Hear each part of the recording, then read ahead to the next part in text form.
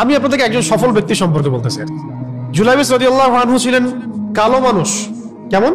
তো কালো, খুব উচ্চ বংশের না, ঠিক আছে, খুব উচ্চ বংশের না, খুব সুদর্শন না, খুব লম্বা না, খাটো টাইপের মানুষ, একটু বেটে টাইপের মানুষ। টাকা পয়সা একদমই নাই, একদমই টাকা পয়সা নাই, বংশমর্যাদা এই সব দিক থেকে তাকে আন্ডার স্টিমেট করা হয় আর কি। এমনকি ফিজিক্যাল স্ট্রাকচারও তারা আমাদের অনেকের মধ্যে সুদর্শন। তার অবস্থা কেমন? নবী সাল্লাল্লাহু আলাইহি ওয়াসাল্লামের সাহাবীরা অন্য হাদিস থেকে বলেছেন যে নবী সাল্লাল্লাহু আলাইহি ওয়াসাল্লাম মসজিদে যেতেন, মদিনায় মসজিদ নববীতে যেতেন, রাস্তার পাশে তিনি পড়ে থাকতেন। ধরেন আমরা মসজিদে হেঁটে আসতেছি, রাস্তার পাশে একজন বসে আছেন, গায়ের জামা কাপড় খুব একটা উন্নত না, ছেঁড়া, তাসবিহ নিয়ে জিকির করতেছেন। আপনি কি খুব ফোকাস করবেন তার দিকে? করবেন না। কিন্তু মানুষ তার দিকে ফোকাস করে না খুব একটা, যাওয়া আসা করে, সে পড়ে থাকে। কেউ খাবার দিলে খায়, না দিলে খায় না। এইভাবেই তার দিন যাচ্ছে। কোথাকার ঘটনা এটা? মদিনায়, হিজরতের পরের ঘটনা। সাহাবীর নাম জুলাইবিস রাদিয়াল্লাহু আনহু। খুব উচ্চ বংশের না, অর্থবিত্ত নাই। বারবার বলছি, আমি রিপিট করতেছি কেন? বিকজ এটা আপনাদের সাথে অনেক মানে সাইকোলজিক্যালি মিলবে বিষয়টা অনেকের সাথে, এবং এটা আমাদের খুব ভালো করে জানাও দরকার আছে। একদিন নবী সাল্লাল্লাহু আলাইহি ওয়াসাল্লাম তাকে বললেন যাওয়ার সময়, হে জুলাইবিস, তুমি কি বিয়ে করবা? প্রশ্নটা কি?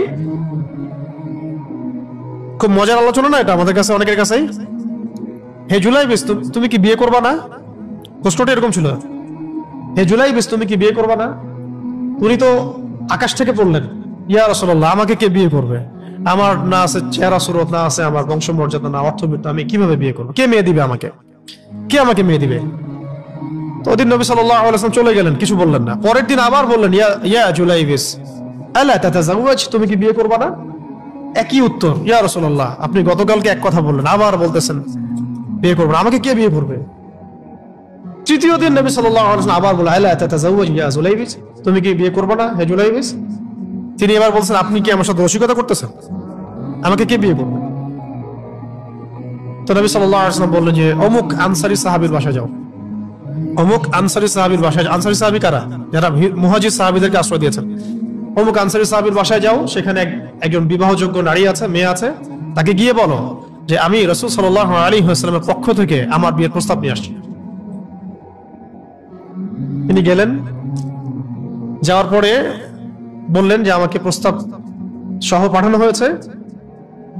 মেয়ের বাবা আর মায়ের রিয়াকশন ছিল অনেকটা সাধারণত যা হয় তেমন আর কি। তুমি বিয়ের প্রস্তাব নিয়ে আসছো, তুমি কি খাওয়াবা মেয়েকে? কোথায় রাখবা? তোমার তো নিজের কোনো থাকার জায়গা নাই। প্রশ্ন কিন্তু যৌক্তিক কি? আমি মেয়ে তো বাবা, আমিও তো এই প্রশ্নই করবো নাকি? প্রশ্ন করবেন না? আপনার মেয়ে থাকলে এভাবে প্রশ্ন করবেন তো আপনি? তারাও সেই প্রশ্ন করলেন, এমনকি এক পর্যায়ে রিফিউজ করে দেওয়া হলো, না এটা পসিবল হবে। এই কথাগুলো, কনভারসেশন গুলো ভিতর থেকে শুনছিলেন সেই মেয়ে নিজেই, আনসারী সাহাবী, মদিনার আনসারী মেয়ে। মদিনার আনসারী মেয়েরা কিন্তু অনেক সুদর্শন তৎকালীন সময়ের কাছে, উচ্চ বংশের, সুদর্শন, খুবই ইলমওয়ালা হতেন তারা, হিপস ক্ষমতা খুব থাকতো, খুবই জজবাওয়ালা, মানে জিহাদের মাঠে একদম যুদ্ধ করেছেন তারা একদম। নবী সাল্লাল্লাহু আলাইহি ওয়াসাল্লামের আশেপাশে ছিলেন। উহুদের সময় একজন আনসারী সাহাবী ছিলেন, মহিলা সাহাবী, উম্মে আমারা, তীর ছুঁড়েছেন নবী সাল্লাল্লাহু আলাইহি ওয়াসাল্লামের পাশে। তো ওনারা কিন্তু খুবই গায়রতওয়ালা মানুষ। তিনি বলছেন, হে আমার বাবা মা, এই প্রস্তাব কে পাঠিয়েছে? নবী সাল্লাল্লাহু আলাইহি ওয়াসাল্লাম। যে প্রস্তাব রাসূল পাঠিয়েছেন সেটাকে কিভাবে তোমরা ডিনাই করো? আমি জুলাইবিসকে বিয়ে করবো ইনশাআল্লাহ। কে বলছেন এটা? আপনি পুরা সিস্টেম খুঁজে এরকম একটা আনসারী সাহাবীর মতো মেয়ে আমাকে দিতে পারবেন? ইল্লা মাশাআল্লাহ, হইতে পারে ইল্লা মাশাআল্লাহ। তো ওই মেয়ে নারী সাহাবী, তিনি রাজি হলেন। এবার শোনেন, এবার বিয়েও হলো, মাশাআল্লাহ, বাসর হলো, এবং সকালবেলা আওয়াজ হচ্ছে, মদিনার চারপাশে এলান হচ্ছে যে হে মুসলিমরা সবাই বের হও, ইহুদিদের সাথে যুদ্ধে আমাদেরকে খায়বারে যেতে হবে। ইহুদিদের সাথে যুদ্ধে আমাদেরকে খায়বার আক্রমণ করতে হবে। নবী সাল্লাল্লাহু আলাইহি ওয়াসাল্লাম তোমাদেরকে আদেশ করেছেন। এটা কিন্তু হুদাইবিয়া সন্ধির পরের ঘটনা। আর ইহুদিদের সাথে আমাদের বেশ কয়েকটা যুদ্ধ হয়েছে, বনু কুরাইজার সাথে, বনু কাইনুকার সাথে, বনু নাজিরের সাথে, এবং ফাইনালি খায়বারে এদের সাথে। তো জুলাইবিস রাদিয়াল্লাহু আনহু বের হয়ে গেলেন যুদ্ধের জন্য। এবং খায়বারের যুদ্ধ হলো, খায়বার অবরোধ করা হলো, এবং খায়বার যুদ্ধের বিশাল হিস্ট্রি আছে, আপনারা পড়ে নিয়েন, লম্বা কথা। এই খায়বার দুর্গ জয় হয়, এবং এই দুর্গ পুরো জয় করতে, সবগুলো দুর্গ জয় করতে মোট 12 থেকে 16 জন মুসলিম সাহাবী শহীদ হন। 12 থেকে 16 জন বা 18 জনের মতো আর কি, এই ফিগার, এইটুকুর মতো 12 থেকে 16 বা 18, এতটুকু, এত কম সংখ্যক সাহাবী শহীদ হয়েছেন খায়বার যুদ্ধ জয়ে। আর ইহুদিদের তো বহু ইহুদি মারা গেছে। এবং খায়বার বিজয়ের পরে মুসলিমদের আর্থসামাজিক যে অবস্থান, মানে টাকা পয়সা, ল্যান্ড, গনিমতের মাল প্রচুর বেড়ে গেছে। এখন নবী করিম সাল্লাল্লাহু আলাইহি ওয়াসাল্লাম শহীদদের লাশ তালাশ করছেন, কোথায় কোথায় শহীদরা আছে, তাদের মানে কবরস্থ করার প্রসেসিং হবে। উহুদ যুদ্ধেও তো হয়েছে না, ওই রকমই প্রত্যেকটা যুদ্ধেই তো এটা হতো। লাশগুলো তালাশ করতে করতে করতে করতে করতে একটা কর্নারে গিয়ে তিনি দেখলেন সেখানে জুলাইবিস রাদিয়াল্লাহু আনহুর লাশ পড়ে আছে। কার? জুলাইবিস রাদিয়াল্লাহু আনহুর লাশ পড়ে আছে, যার ব্যাপারে আমি গল্পটা বলছি আর কি। এবং তার গায়ে অসংখ্য তরবারের দাগ, ক্ষতবিক্ষত অবস্থা, এবং তার আশেপাশে মোট 1 2 3 4 5 6 7 8 9 জন ইহুদির লাশ পড়ে আছে। ছোট সাহাবী, বলেছি আকৃতিতে ছোট, খুব উঁচু বংশের না, অর্থ সম্পদ কম, দেখতে সুন্দর না, গতকাল বিয়ে করেছেন, কেউ তাকে বিয়ে দিতে যাচ্ছিল না। তার এক পাশে কয়জন ইহুদির লাশ, তার পাশে মোট 9 জন ইহুদির লাশ পড়ে আছে, মাঝখানে তার লাশ ক্ষতবিক্ষত অবস্থায়।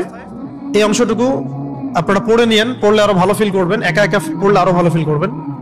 নবী সাল্লাল্লাহু আলাইহি ওয়াসাল্লাম নিজে তার কাছে গেলেন, হাদিসের মধ্যে আসছে, সিরাতের কিতাবের মধ্যে আসছে, নবী সাল্লাল্লাহু আলাইহি ওয়াসাল্লাম নিজে তার কাছে গেলেন, যাওয়ার পরে তার যে মাথা, সেই মাথার পাশে নবী সাল্লাল্লাহু আলাইহি ওয়াসাল্লাম বসলেন।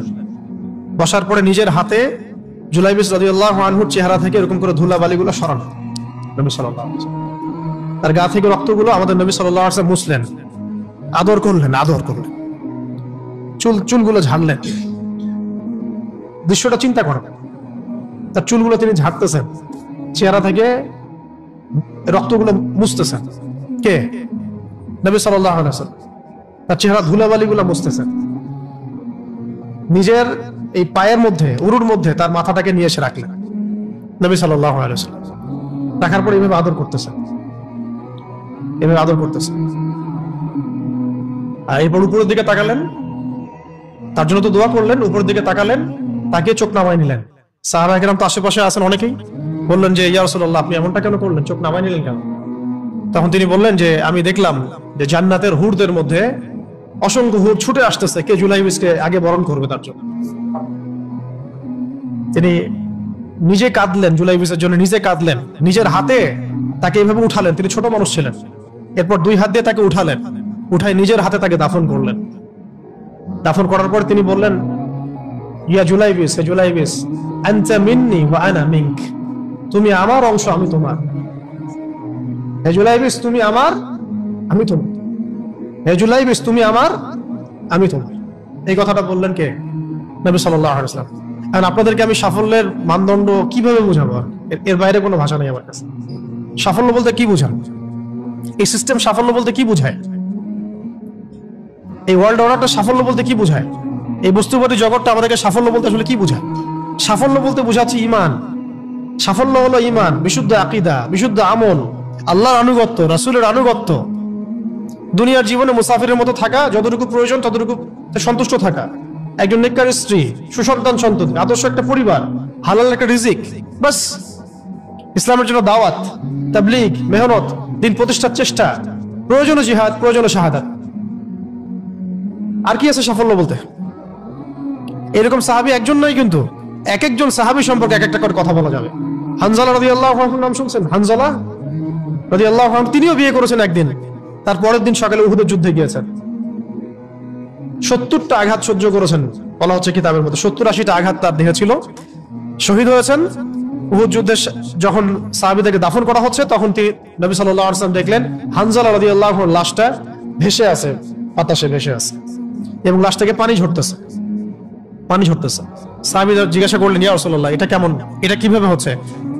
তখন নবীজি বললেন যে হানজালা গত রাতে বিয়ে করেছে, গোসল করার সময় পায় নাই, সে সকালবেলা চলে আসে যুদ্ধের মাঠে, ফেরেশতারা তাকে গোসল দিচ্ছে, এটার পানি পড়ছে, আমরা দেখতে পাচ্ছি। সাফল্যের সংজ্ঞা আসলে কি? আল্লাহ পাক আমাদেরকে আসলে দুনিয়ার হাকিকত বোঝার তৌফিক দান। কিছু কিছু আইডিওলজি আছে যেটা আপনার ভিতর চলে আসলে বাকি সব ঠিক হয়ে যাবে। এগুলোর যদি ভিতরে ঠিক মতো না বলবৎ হয়, আপনাকে আমি ডালপালার ক্রাইসিস সমাধান, ওয়ার্ল্ড অ্যাফেয়ার্স, ইকোনমি এইসব বুঝে দিনের দিকে হেদায়েত দিতে পারবো না আমরা। কিছু বিষয় ভিতর থেকে আসতে হবে, যে আগে আপনাকে হাকিকত বুঝতে হবে, আসলেই দুনিয়া কি, আখেরাত কি, গন্তব্য কোথায়, কোত্থেকে আসছি, কোথায় যাব, কোত্থেকে আসছি, আমরা যাব কোথায়, কোত্থেকে আসছি, যাব কোথায়, মাঝখানের সময় আমার কাজ কি, কে আমার নবী, কি আমার দিন, আমার দিনের মৌলিক বিষয়গুলো কি, দিনের ইলম কি, আমল সালেহ কি, দিন প্রতিষ্ঠার মেহনত কাকে বলে, কি করলে আল্লাহ পাক আমাকে কালকে আমাদের মাঠে নবীদের, শহীদদের, সিদ্দিকদের সাথে হাসর করাবেন। এটা হলো সাফল্যের মূল কথা। এর মানে এই না যে দুনিয়াতে আমরা কিছুই করব না, ব্যবসা করব না, আমরা চাকরি বাকরি করব না, আমরা মানে মুআমালাত মুআশারাত করব না, বিষয়টা তো এমন নয়। কিন্তু কথা হচ্ছে আমাদের মূল উদ্দেশ্যটা কি হবে। স্ত্রী সন্তান তো আমাদেরও আছে, কেন আপনি তাদের ভরণ পোষণ দিবেন, কেন তাদেরকে আপনি বড় করবেন সুন্দর করে? বিকজ তারা আপনার জন্য রিজিকের অংশ, তারা আপনার তাজারিয়া, তাদের উপর আপনার হক আছে, আমার উপর তাদের হক আছে। যার যার হক আমি কেন আদায় করবো? আল্লাহর সন্তুষ্টির জন্য, আল্লাহর সন্তুষ্টি অর্জনের জন্য সব কাজ করা, রাসূলের তরিকায় সব কাজ করা এবং হালাল খেয়ে কাজ করা। এগুলো আমাদের সবাইকে যত দ্রুত সম্ভব এগুলো ঠিক করে ফেলতে হবে। অলরেডি আমরা 15 বছর নষ্ট করে ফেলছি। এখন থেকে যদি স্টার্ট করে আপনি আরো 10 বছর পড়াশোনা করেন এবং দিনের জন্য কাজ করতে থাকেন, 10 বছর পরে আপনি নিজেই ফিল করবেন যে যদি কাশ আমি আরো 10 বছর আগে থেকে শুরু করতাম। প্রত্যেক সেই ব্যক্তি যে স্টার্ট করেছে, হেদায়েত পেয়েছে, সে ফিল করেছে যে কাশ এই কাজটা আমি আরো 10 বছর আগে করতাম। কারণ কিয়ামতের মাঠে কেউ যদি 70 জন নবীর সমানও নেকি নিয়ে উঠে, সেও মনে করবে ওই দিন আমার কোনো নেকিই নাই, আমি কিছুই করি নাই।